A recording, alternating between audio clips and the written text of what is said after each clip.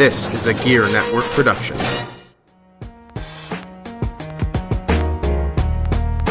Ladies and gentlemen, it's your boy, Mr. Perez, and you're listening to the Better Live Than Dead podcast, brought to you exclusively on Gear Network. Listen in. Welcome to the 61st episode of the Better Live Than Dead podcast. I am Episode 6-1. I am one half of the hosting committee. I am Ryan Wolf.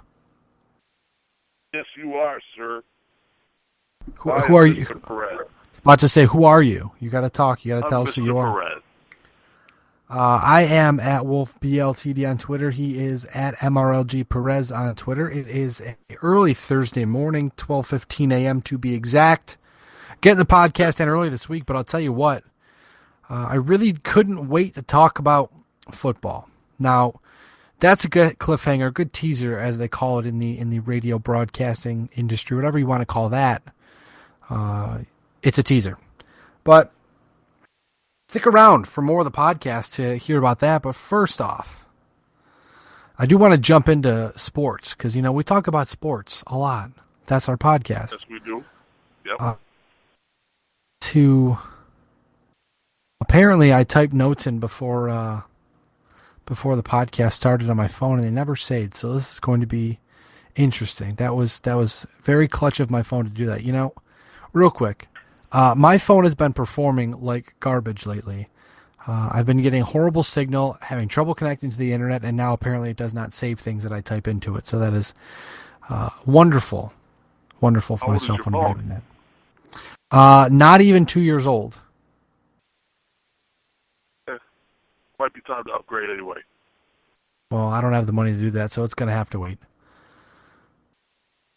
Starting off with Major League Baseball, the St. Louis Cardinals continue to be statistically, record-wise, the best team in baseball, and they have clinched their spot in the playoffs. Now, they haven't clinched a wild card. They haven't clinched a division yet, I should say, but they are guaranteed no less than a wild card berth, which is, I guess, good for them.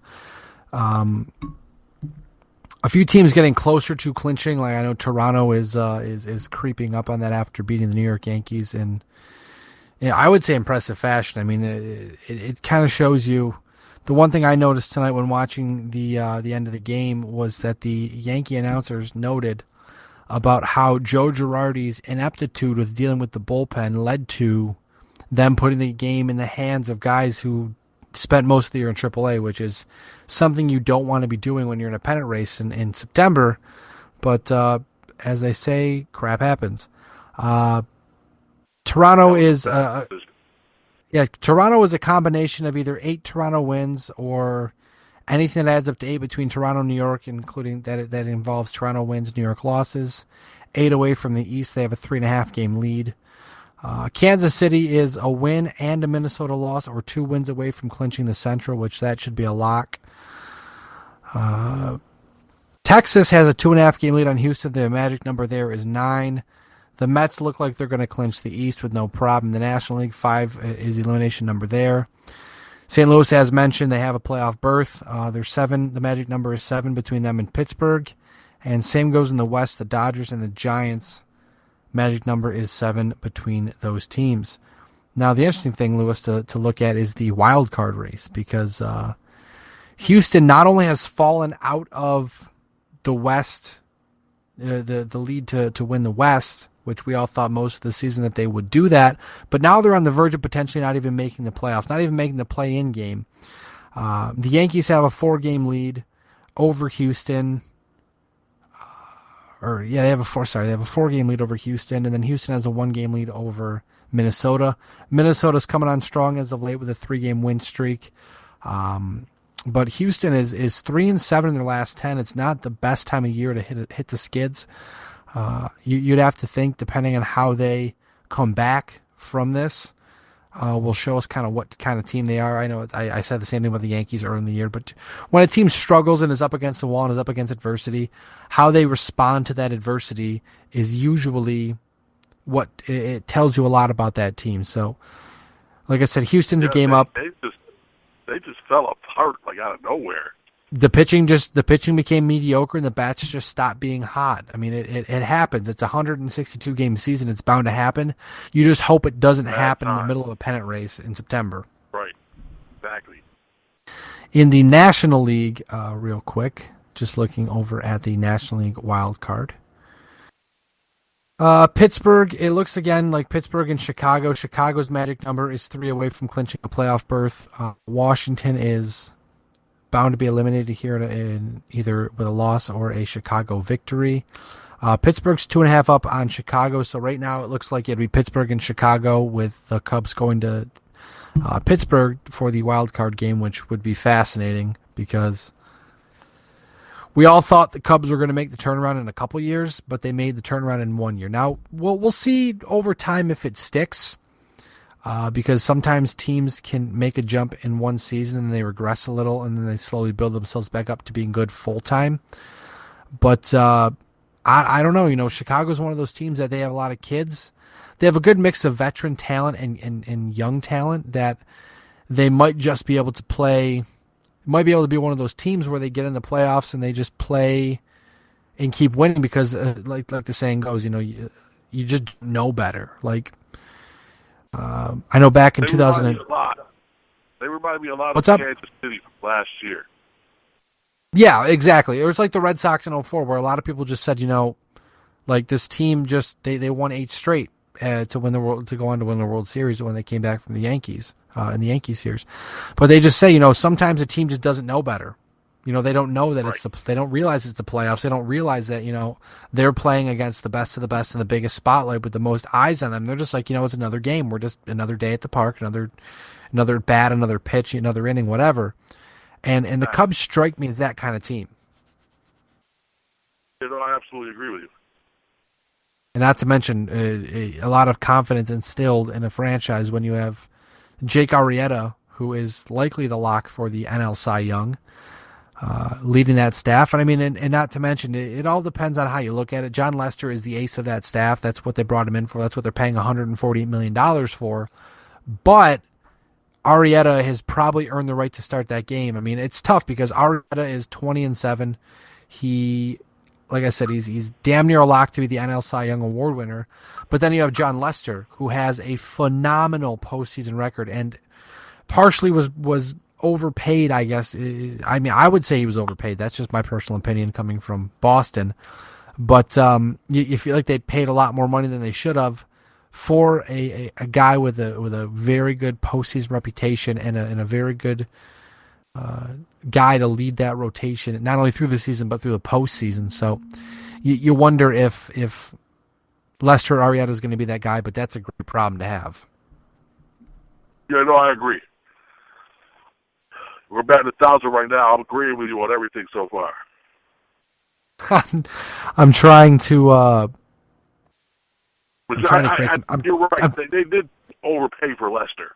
I'm trying to create conversation here, but I'm just like running through this really quick to talk to get over to football because I'll tell you what, dude. There's so much I want to talk about football, but I want to get through other sports news first. Yadier Molina has a torn UCL in his thumb. He may miss extended amount of time. He may not miss a lot of time. We still don't know yet, but that's a big blow potentially for the St. Louis Cardinals. The Philadelphia Phillies. Sorry, I just got lost there. The Philadelphia Phillies named Pete Mackinnon their full-time manager, and the sad news today throughout baseball on Wednesday was that Yankee legend Yogi Berra passed away at age 90. So thoughts obviously out with his family and friends at this tough time. But baseball lost a legend. I mean, you don't even have to be a Yankee fan to know the impact that Yogi Berra had on the game of baseball. Absolutely, one of the best. So rest in peace to Yogi Berra.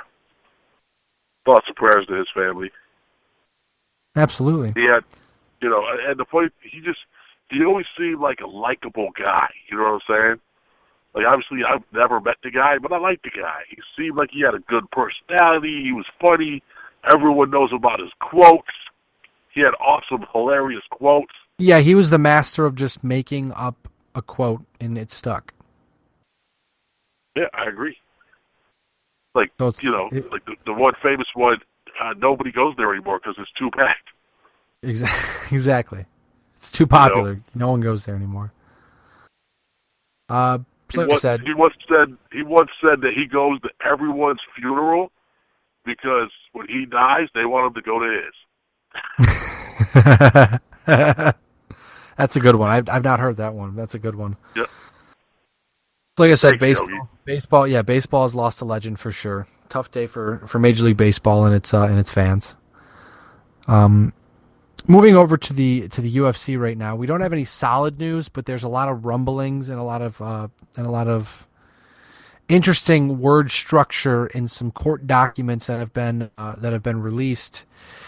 There's a possibility that John Jones may be resurfacing sometime soon.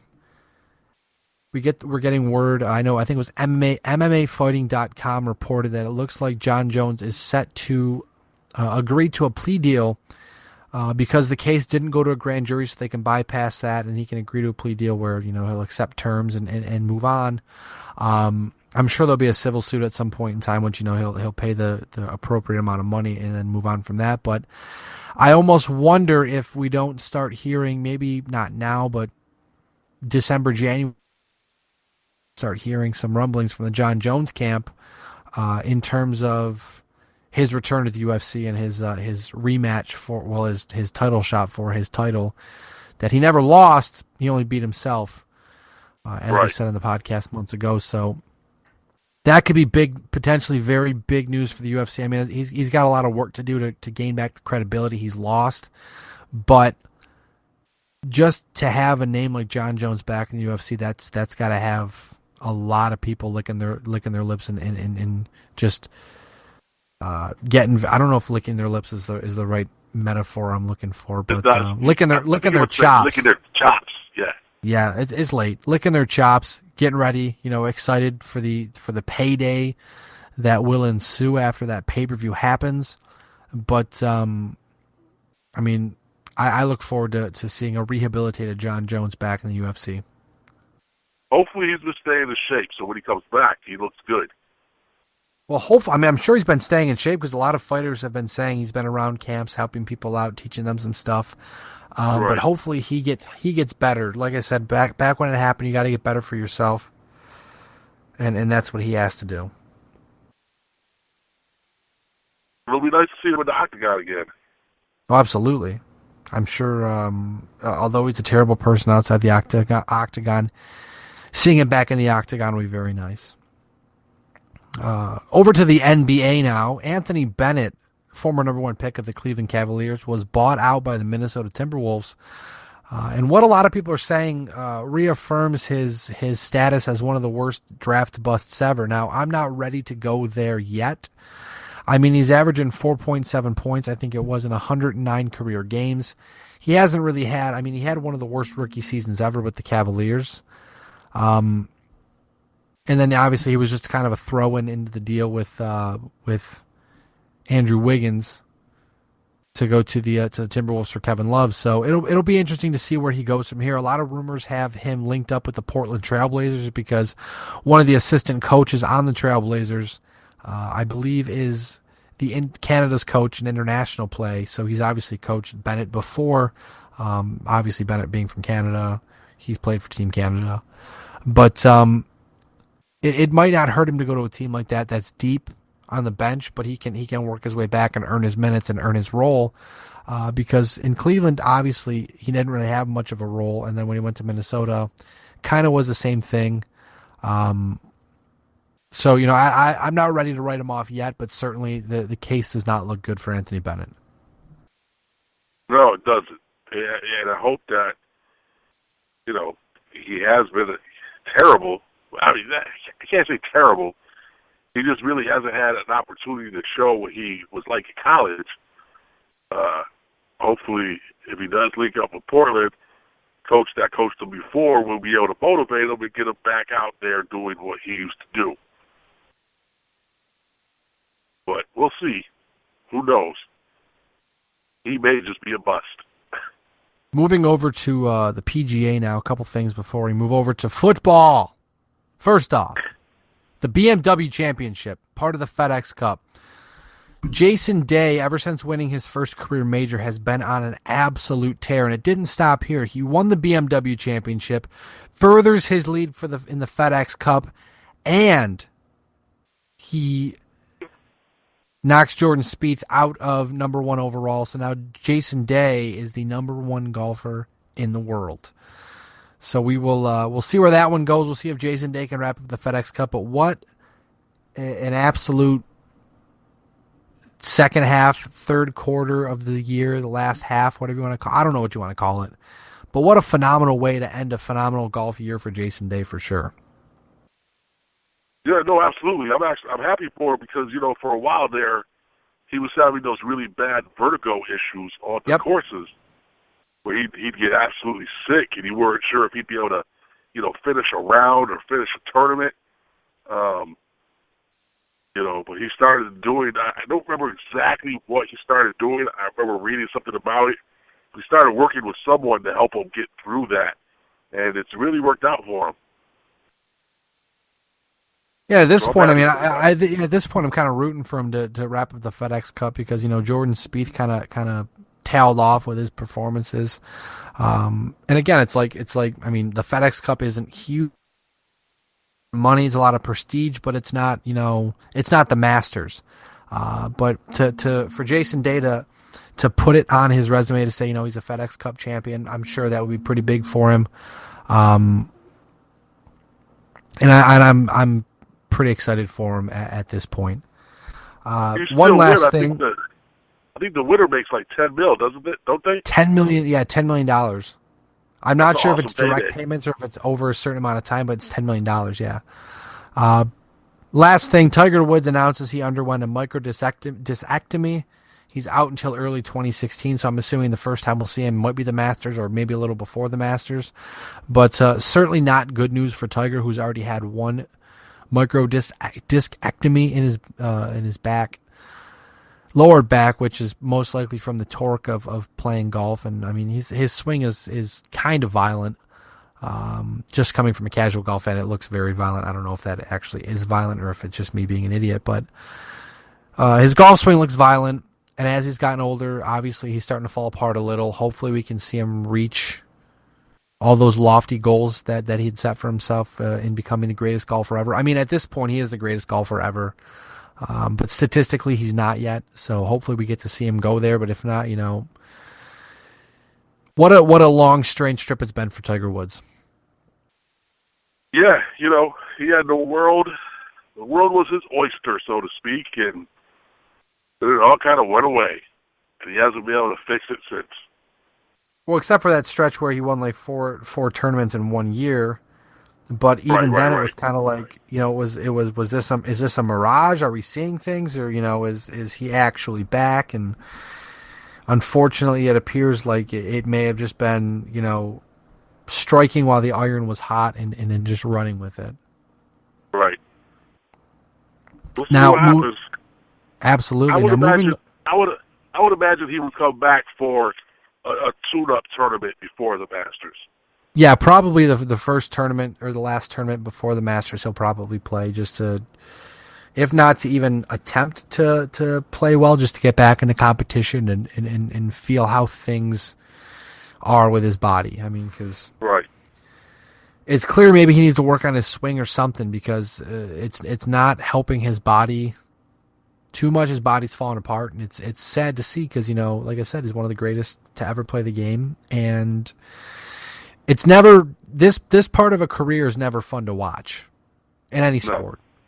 So hopefully it's not the last of Tiger. Usually we always say that every time he gets hurt or every time he shoots a 12 over par, we always say we hope it's not the last of Tiger. I don't think it will be, but there's always that time where, or there'll come that time where we say to ourselves, hopefully it's not the last, and it is, and I just hope that this time is not the case.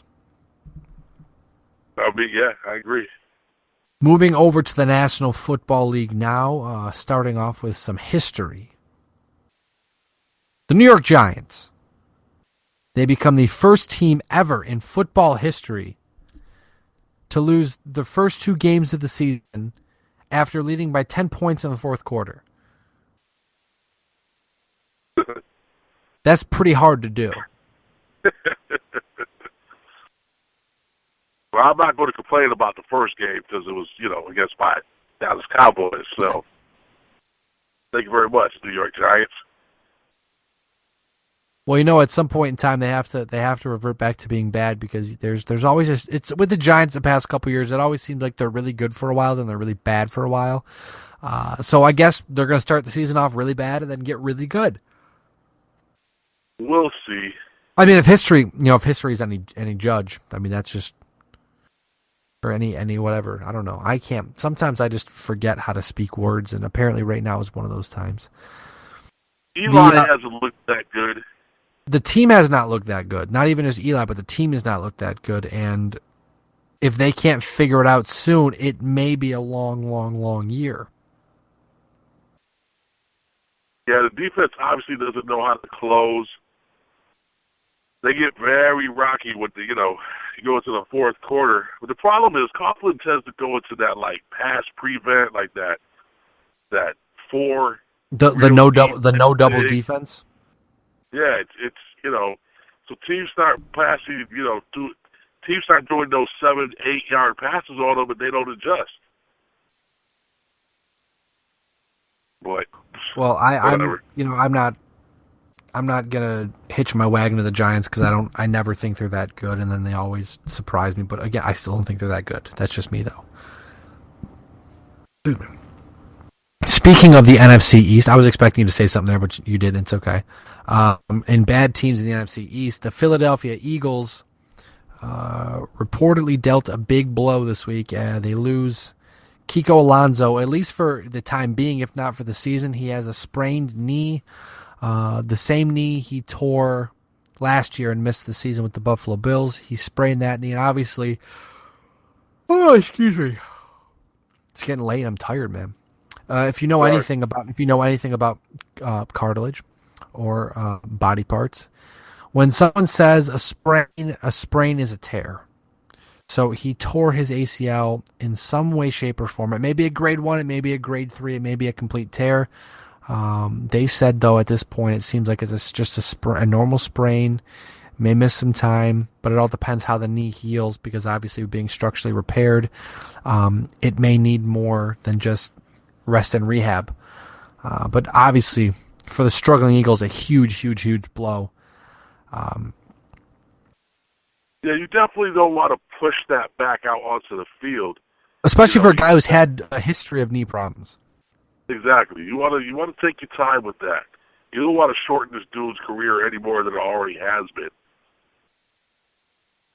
The one thing I keep getting asked is if the Bills won the LaShawn McCoy trade, and it's even with Kiko Alonso being hurt, it's too early to tell. But you know what? I'm not going to sit here and kick a man while he's down. Like if you want to talk about it at the end of the year, in a couple years, fine. But if you're going to ask me right after Kiko Alonso potentially blew his knee out again, I'm not having it. Like that's dirty pool to me. Okay. New Orleans Saints quarterback Drew Brees suffered a shoulder injury against the Tampa Bay Buccaneers. They're saying it is a bruised rotator cuff. Again, rest and rehab will determine if he plays. He says he wants to play. He says he's likely going to play, but he also did note that if his body's not good to go, he's not going to push it because, again, he's a smart guy and he knows that if sitting out one game means he can play the rest of the season, or if sitting out one game means that he won't destroy his rotator cuff, it's probably a smart move. But very scary because it's obviously the same shoulder. Well, not obviously, but it's the same shoulder that he had surgery on years ago before he signed with the Saints. So it's certainly a little bit more of a touchy subject for that franchise and for Drew Brees himself. Green Bay loses defensive tackle Josh Boyd against the Seattle Seahawks, a potentially big loss for that defense. The Chicago Bears lose quarterback Jay Cutler to a hamstring injury for a few weeks. And an interesting story that came across the wire on Sunday afternoon. Apparently, defensive tackle Ndamukong Suh is already making a lot of friends in Miami he already is making friends in Miami, and it appears that it is happening because he's not listening to the defensive coordinator. Now, if you remember correctly, Ndamukong Suh got a massive, massive, massive contract from the Miami Dolphins to anchor their defensive line. But after two very, very, very disappointing games out of Sioux, the cracks are already starting to show in the foundation, and that's not good for the Miami Dolphins. No, it's not. They were saying that he's been, freelancing his own little thing when he's out there. And he can't do that. Not at all, man. I was actually hoping you were going to use that word because I didn't say the word just because I thought that you were going to. I have a feeling you were going to say that, and I'm very happy that you did because freelancing is a very good word. Well, that's what he's been doing. You can't do that. You can't undermine your defensive coordinator, especially for the highest paid player in the defense. Because do you think people are going? If you're starting to do it, it's safe to assume that other people are going to do the same thing, and that's not good for business. No, and you would think if you've had two very subpar games, that maybe you should reconsider what you're doing. So hopefully, going into week 3, he'll get on board with the program. I mean, the Detroit Lions defense weren't the 85 Bears, but he was not always the focal point of that defense. And now the Dolphins, I mean, people are going to game planning for him. I'm not, I guess that's the wrong way to put it, because obviously that he was a superstar in Detroit, but having a better allowed him to maybe not always be the focal point, where in Miami, he's always going to be the focal point. It's going to be him and it's going to be Cameron Wake and then everybody else. Right. No, that's true. So you have to be able to adjust, and apparently instead of adjusting his game, he's just going to kind of make it up. Yeah, you can't do that. Also, Wednesday afternoon, we got word across the board that safety Cam Chancellor has returned to the Seattle Seahawks. He ends his holdout. I'm assuming he'll play this weekend, and it's a big, big, big hole that's filled for the Seattle Seahawks because they have not looked good these first 2 weeks. They get beaten up against the Rams. I mean, you can't really blame the Packers game on anybody because the Packers are a great football team. But the big thing about that now is if you get a team like Green Bay 2-0 right now, looking like they're the favorite for the Central Division or the NFC Central, whatever the hell it's called, and NFC North. That's the word. They're the favorites for the North. So say Seattle wins the West. They'll most likely have to travel through Green Bay to get to the Super Bowl again, where Green Bay last time had to travel through Seattle, and we all saw how that worked out. So that's a pretty big deal. But Cam Chancellor returning. I think Green Bay is 9-0 against Seattle in Green Bay. Something like that. Yeah, Green Bay has been ridiculously tough to beat at home. But they've lost, I think, the last 3 in Seattle. And that crowd is no joke in Seattle. Yeah, the crowd makes a big difference out there. Last thing I want to talk about, I'm sure you saw this one coming, Lewis, but the last thing I wanted to talk about before we move on to the picks from last week, Dallas Cowboys quarterback Tony Romo goes down with a broken collarbone. He's been placed on the IR designated to return, so he'll be out 8 weeks at least. Most people expect him to be fully healed and ready to go by then. But the Dallas Cowboys' promising season, coming from the offseason into the season, their promising season is kind of going up in smoke, at least for the time being, because obviously they're without Des Bryant, they're without Tony Romo. But first off, what are your thoughts on the injury? Because I didn't catch the game. I fell asleep, and then I woke up and saw that Romo had been impaled into the turf and had a broken collarbone. But what was it, an injury where Romo could have avoided it, or was it kind of just one of those freak plays where he went down and was just, that was that? No, what happened was the wide receiver actually missed his route. Because if you watch the play, Tony had to pump once. Like, he wanted to release the ball, but he had to pull it back. And by that time, the defense was already on him. If he had been able to get the ball out in time, that injury probably would not have happened. So in some ways, it's kind of the wide receiver's fault for not running the proper route. And then, the guy was a big dude and landed on him when Tony was sideways. It was avoidable, but it really wasn't Tony's fault. feel bad for him because it's the same one that he injured a couple years ago. But at least there's no surgery this time, which is, I don't know if he had surgery last time, but there's no surgery this time, so that's good news. He had surgery last time. This time it was unnecessary.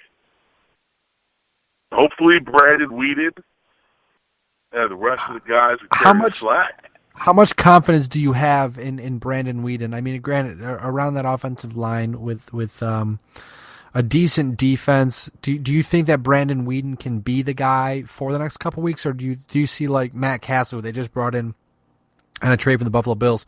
Do you see Matt Castle being the guy after a few weeks? No, I think Brandon will be able to do it. I think that, if you look at the game on Sunday in that fourth quarter, he actually looked pretty sharp. And the reason for that is they actually rest Tony every Wednesday, and Whedon has actually been practicing with the first squad.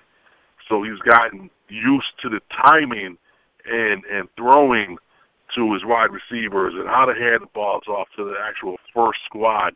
So it's not like you're taking someone who's never not practiced with the first squad and throwing them in there, and then you got to work on that timing. He actually every week works with the first squad. So I think, I think it'll be okay. I think he'll do well enough in the system to make sure that they still come out of the NFC East, because let's be honest, the East looks kind of atrocious right now, with the exception of Dallas. So I don't really see them needing to go to Matt Castle, but Dallas is one of those teams that only has 2 quarterbacks on their roster, so they needed a backup. If Brandon Whedon had gone down in that fourth quarter, they wouldn't have had anyone to throw the ball. I think they said it was either Darren McFadden or Joseph Randall would have been the emergency quarterback. Yeah, exactly. It would have been McFadden. And for the time being, right now, it's going to be Kellen Moore, the old Boise State product, the ex-Lions quarterback. I'm not even sure if he ever made the game roster in Detroit, but he had a lot of time in preseason. Most recently, we saw him against the Buffalo Bills. He'll be the backup quarterback for now until Matt Castle learns the offense, and Matt Castle will take over the number 2 duty. I'm assuming if Whedon is ineffective, they'll give him as many shots as possible, but if it starts to cause problems, Matt Castle will be the guy. But a tough blow for the Cowboys. I think with how good they are now, I feel like they can withstand the adversity and make strides as Romo and Bryan are hurt. I mean, they have no choice. But the NFC East is not good, so even if they could go 9-7 and make the playoffs, but you'd be 9-7 in the playoffs with a healthy Romo, with a healthy Des Bryant, or even just a healthy Romo, because we don't know what's going to happen with Des Bryant. I mean, the collarbone is kind of shut and dry. It heals. He feels better. You go back to playing not 100% because you're still not going to have a lot of strength in it. But you can be better than Brandon. I mean, an 80% Tony Romo is better than 100% Brandon Whedon. At least I think so. But I agree. We'll see down the road. I mean, it's a long recovery. It's 2 months at least that'll be out for, but it all makes sense with the IR designated to return. So they're not down 3 guys, only down 2 guys, because obviously Randy Gregory is also injured. So they're down at the moment. They're down 3 guys, but obviously now they're up to 51 on the roster. But transitioning now over to football. Well, keep in mind though, before we do that, keep in mind, Jason Witten may not play this Sunday either. I didn't know that. Yeah, he's got 2 sprained ankles and a hurt knee. Reports are saying that the knee is fine, but they're just checking on how bad the ankles are sprained. It was a weird play. Like, he stopped the cut, and he was able to make the cut, but once he got tackled, he jumped up, and he was limping really bad. It's just weird that you sprained both ankles on the same play. That's almost like you have to have talent to do that. That's impressive. Right. Exactly. And that would be, if he doesn't play, that would be an even bigger blow. Oh, absolutely.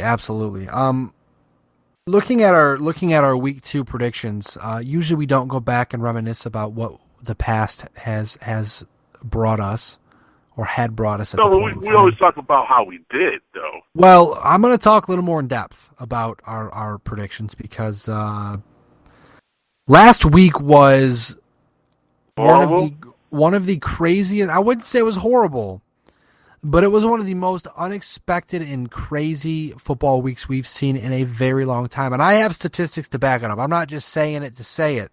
First off, our statistics. I went 5-11. You and John went 6-10. Even on our worst weeks, I don't think we've ever done that before. And then I move over to Yahoo Sports. The Yahoo Sports has a survival league, which is a pick 'em every week where you pick one team. You can't pick the same team twice, but it's 2 weeks into the season. 91.65% of the remaining Yahoo Sports survival football participants were eliminated this week after all top 6 choices, that being New Orleans, Baltimore, Miami, St. Louis, Indianapolis, and Tennessee, in that order, lost. Yeah. That's almost crazy. 92% of the people participating in the Yahoo Sports Survival League Pick'em were eliminated after 2 weeks. That is absolute madness. That's unheard of.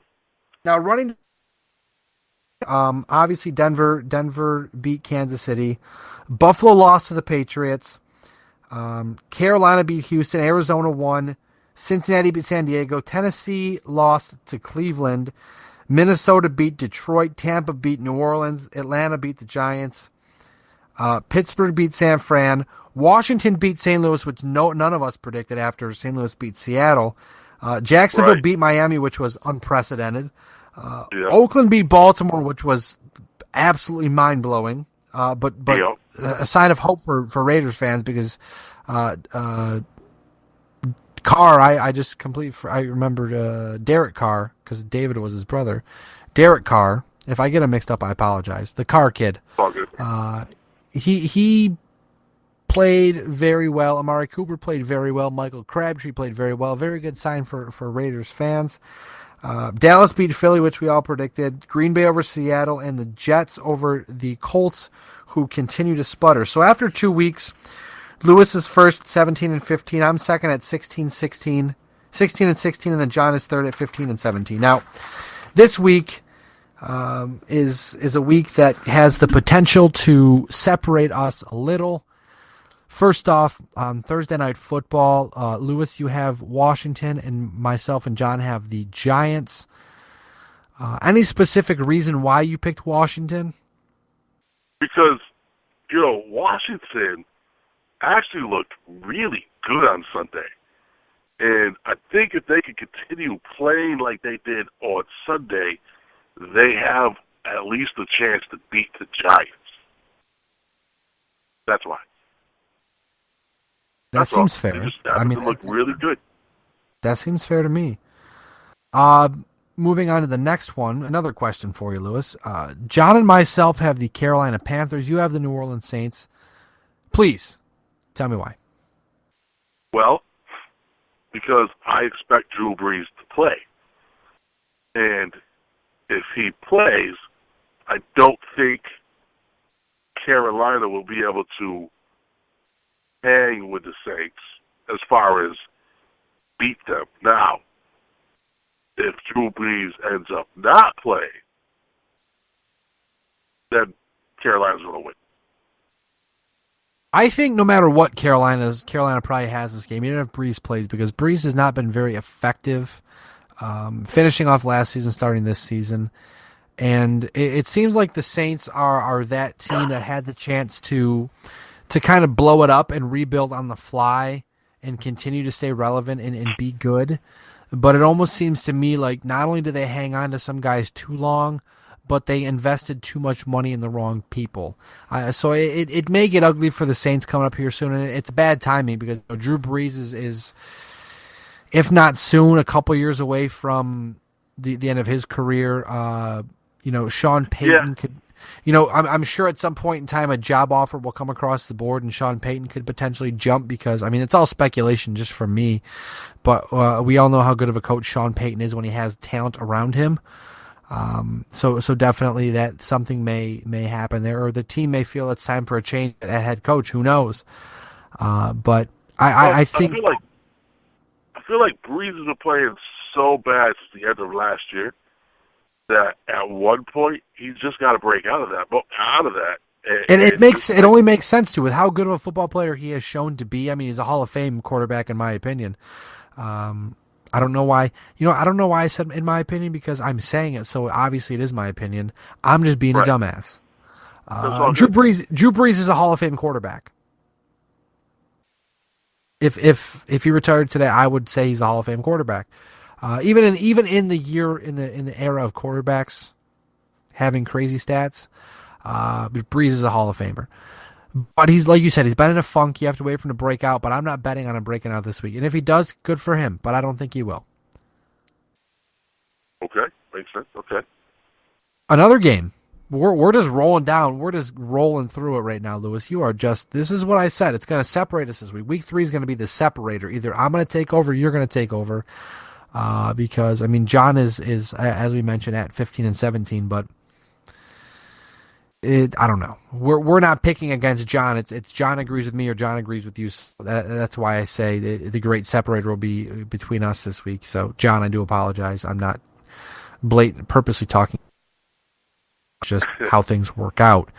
John and me have Oakland. John and I have Oakland. And Lewis, you have the Cleveland Browns. I'm interested as to why. Well, honestly, because remember. Sorry to cut you off, but remember, it was announced on Wednesday that Johnny Manziel, will not be starting on Sunday. It will be Luke McCown or Josh McCown. That's the guy. Luke McCown's the guy in New Orleans. Yeah. Luke McCown's the Verizon guy in New Orleans. Josh McCown back from a concussion. He'll start for the Cleveland Browns, and Johnny Manziel will not. So please, Perez, tell me as to why you believe the Cleveland Browns will defeat the Oakland Raiders. Johnny Manziel looked really good last week. Surprisingly, he looked good. It looked like he's finally starting to acclimate to the system. He has some really crisp passes. I think he threw for, just over 200 and 3 touchdowns. I think what's going to happen is McCown's going to come back, and by the middle of first quarter, possibly the second quarter, when he's not playing well, they're going to put Johnny back in, and they had some real nice chemistry last week, and I think that chemistry will be enough to beat Oakland. It was a toss-up. I'll be completely honest with you. I flipped the coin for that one. I think Oakland, they're coming east, but they had a great week last week, like I said, with Carr, Crabtree, and Amari Cooper. I feel like if anything, they've got an opportunity to build off of what they had last week. The good vibes from last week they can roll over and maybe continue to build on that and beat the Cleveland Browns, who, like I said, Josh McCown is not the answer at quarterback. It's Johnny Manziel's football team, but they're going to continue to go with the tough love, I guess, or McCown makes us a better football team. Don't give me that crap. We all know Johnny Manziel makes that football team better. Johnny Manziel's a better quarterback than Josh McCown. At some point in time, you just have to give him the reins and let him go. Right. So we'll see what happens from there. But the next game on the roster here, Atlanta and Dallas. John and I have the Falcons, and you have the Dallas Cowboys. Yes, I do. Now I'm listening. I'm listening to your reasoning. Because I'm of the opinion that you should never pick against your team. That's fair. I think Brandon Weeden will go in there and show that he is a very capable backup. I don't think Atlanta has the tools to stop Dallas, even with a diminished passing game.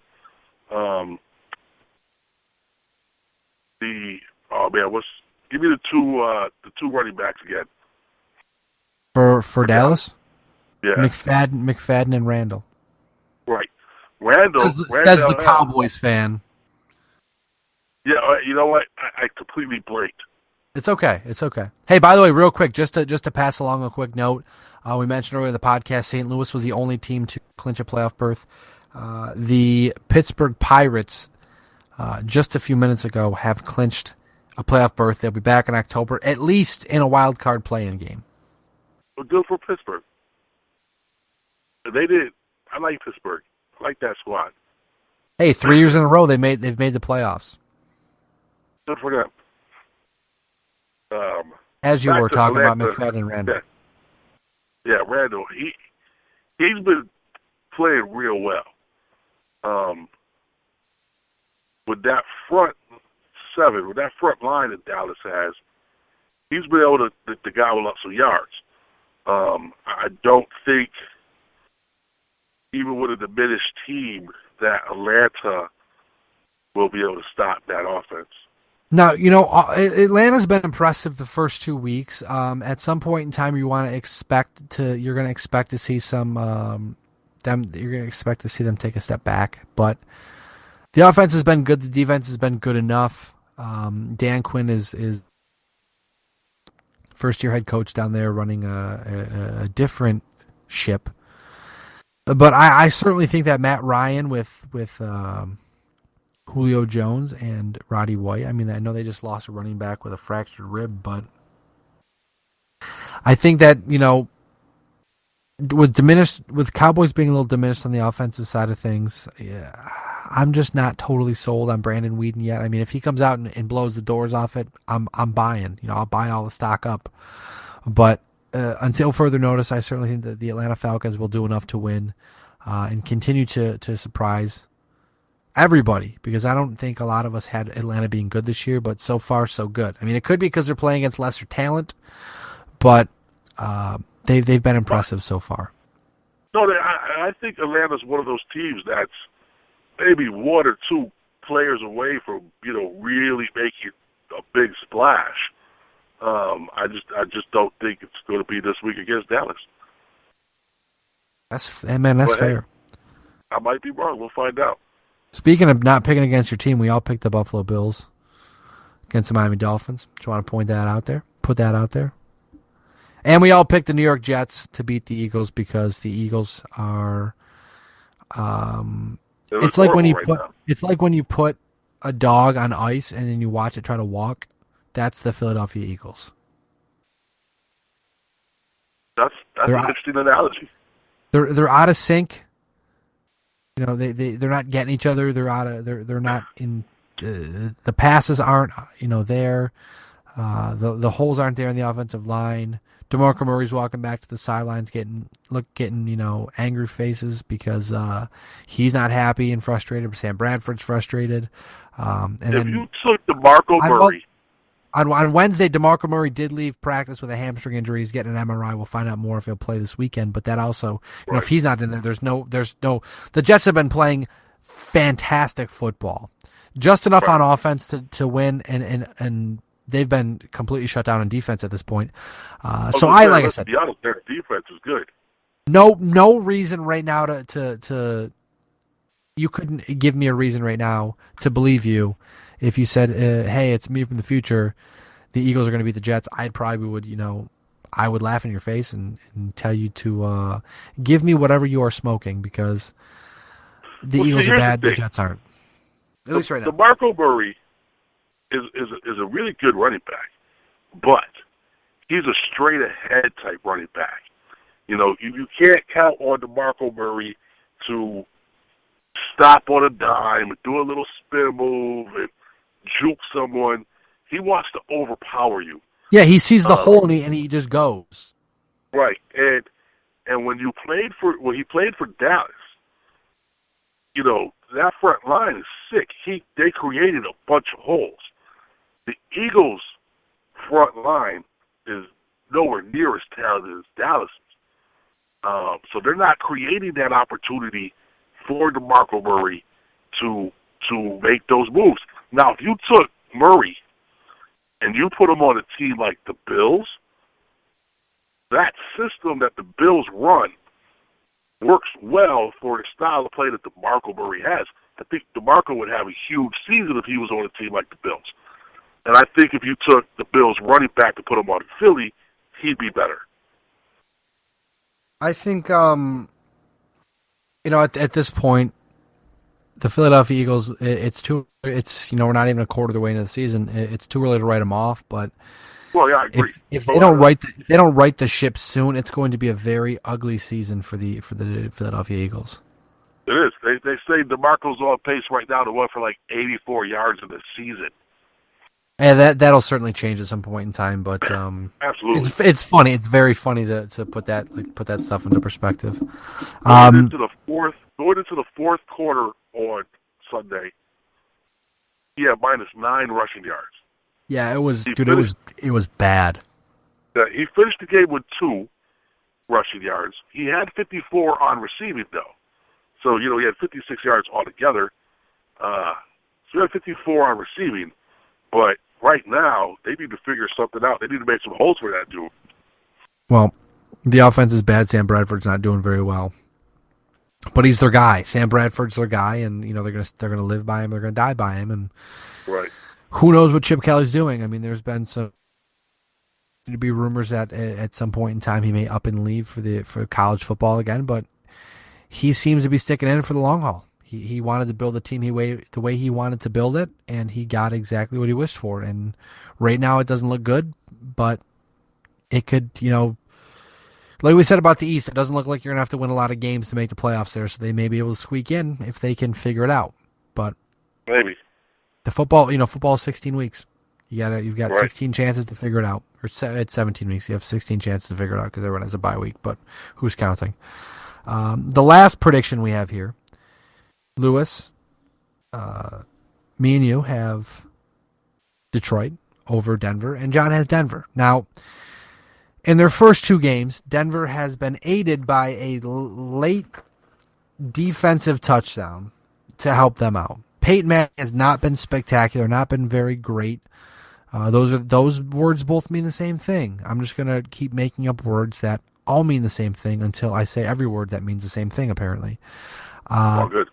Yeah, Peyton Manning has not been very, very good. Not much to write home about with him. The running game hasn't been great. The protection on Peyton Manning hasn't been great, but the defense has been great. I mean, if you're just going to continue to use the same word. Like I said, two late defensive touchdowns, 1 in each game, to seal a victory in both games. I think it comes back to bite this week, though, because the Lions started off not very good, but they're a very good football team. I agree. At some point in time, you figure Matt Stafford's got to turn it on and just take over the game, and Calvin Johnson, Eric Ebron, Golden Tate, Joique Bell, all those guys. Just everybody. At some point in time, they've got to just take over the game and say, "Look, we're doing it. We're doing it now, and we're gonna, and it's a Sunday night football game. Why not? Show them that you're piece serious about not throwing this football season away because, last year they were great last year. Now they come out and they're flat. Yeah, I can't believe KC blew that game on Sunday. Like that was absolutely horrible. Absolutely horrible. That last defensive play that they put Denver up. But if you watch the last 2 or 3 scores from Peyton Manning, they were very short passes. They weren't long passes, and he can't do a long pass anymore. He doesn't have the zip on the ball. So I think Detroit, like I said, his performances have not been very inspiring. No, I think Detroit's going to manhandle him. Well, with that being said, those are our predictions for the week. Hopefully they're a lot better than they were last week. No matter who gets the W, just as long as we win more than As long as we get more than 8 games right, that would be nice for a change. Well, yeah, last week was just horrible. It's one of those weeks they were calling it Black Sunday. Yeah, man. I was watching the games like, I can't believe I got that wrong. I just can't believe what the stuff. I mean, I can, anytime I get a game wrong, I'm like, I'm sure there's a reason why I got that wrong. But seeing the results come through in the games that were the way that the games were being won and lost, I just couldn't believe it. Quick story. Sunday, I go to this place near me called GG's on Sunday. Every Sunday morning for brunch. Before I go open up the cigar shop. And the bartender, her name is Jenny, her husband, I see all the time at one of the Verizon stores I cover. He's a 49ers fan. He was wearing his 49ers jersey. And so I said to him, like, well, sorry about today, because you guys are going to get spanked. And, of course, as a good fan, he was like, nah, we're going to win. And the hostess says to me, I agree with RJ. I'm a Pittsburgh Steelers fan, but 49ers are going to beat us this week. And I was like, what's wrong with you? Like, you never go against your team. Even if you know your team is going to lose, you don't go against your team. And she was like, no, they're going to spank us. So I made a bet with her. I was like, if the 49ers win, buy you a drink. But if Pittsburgh wins, you're going to buy me drinks. And she took that bet. So thank you, Pittsburgh, because next time I'm there, drinks around her. That's a pretty good day then. Yeah, it's the only time you'll ever hear me say, yay, Pittsburgh. Ha ha ha. When free drinks are involved, right. That's how I get you to root for someone. Okay. I'm taking notes. Unless we're talking hockey, because I like the Penguins. Then I'll say, yay, Pittsburgh. That's fine. That's fine with me. And speaking of hockey, hockey's coming up soon. Yes, it is, sir. Hot damn and a half. Excited. I'm pretty really excited. Oh yeah. I'm getting pretty jacked up over here. And it's nice to not have to do crazy amounts of hockey work, and I can just enjoy hockey for the first time, I think, in about 5 years. So that'll be, we're still doing a lot of stuff at BLTDsports.com. Don't get it twisted. We're not going to give up on it. But it's, like tonight, for instance, or Wednesday night, for instance, the Buffalo Sabres played their first home preseason game of the season, of the year. And to just be able to take it in and not have to do anything, it was nice. Right. It's very nice. It was very, very nice. Nothing wrong with that, man. Then I'd have to rush and be all over Twitter and Facebook just to be able to joke around with friends and just enjoy it and essentially take it for what it's worth, and that's a lot of fun. I still haven't heard yet if we've gotten credentials for the Sabres, but I would expect a decision shortly because the season starts in a couple weeks. Right. And I'm still working on the Amerks. I've got to send out an email here shortly. Hopefully we can get that as well, which would be pretty cool. That would be pretty cool. But I'm pretty sure that everything on my end has been covered in the podcast this week. Another straight through, no commercial break podcast brought to you by FanDuel, Amazon. Yeah, you know what? We didn't do commercials, so we'll just tell you right now, FanDuel. You've probably seen FanDuel everywhere because it is everywhere now. FanDuel is one of the most popular ways to make money by playing fantasy football. So check out gearnetwork.com/FanDuel for more details. And I believe if you sign up through us, you get a free, they match up to like the first $200 if you sign up through our website. Also, check out gearnetwork.com/Amazon or just click the Amazon banner at the top right of gearnetwork.com. If you want to go buy stuff for your wife, girlfriend, friend, cousin, uncle, aunt, I don't know, anybody, birthday, for yourself, if you want to just if you want to treat yourself, never wrong to have a treat yourself day. You want to buy stuff for your wife and your girlfriend. That's true too. Go to gearnetwork.com, click on the Amazon banner, and help us help you. You get your stuff, and we get a little bit kickback from what you spend. Also, the Pick'em segment was sponsored by FanDuel as well, but who's counting? Also, I'm trying to think of what else here. Fathead, Score Big, and anybody else that's on the website. MLB.TV, although MLB.TV is wrapping up the season. Postseason games coming up, which I'm sure there's a package for that. But whatever you do, go through GearNetwork.com. Help us out. Help the podcast out. Keep things free. These commercial-free episodes, I guess, the more money you spend, the more commercial-free episodes we can have, I guess. I don't know. Something fun like that, we'll do it. We'll make it happen.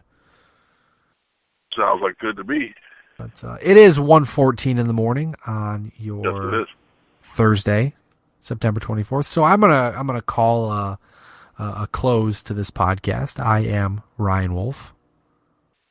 I am Mr. Perez, and I'm going to sit here and finish my delicious cigar that I'm smoking.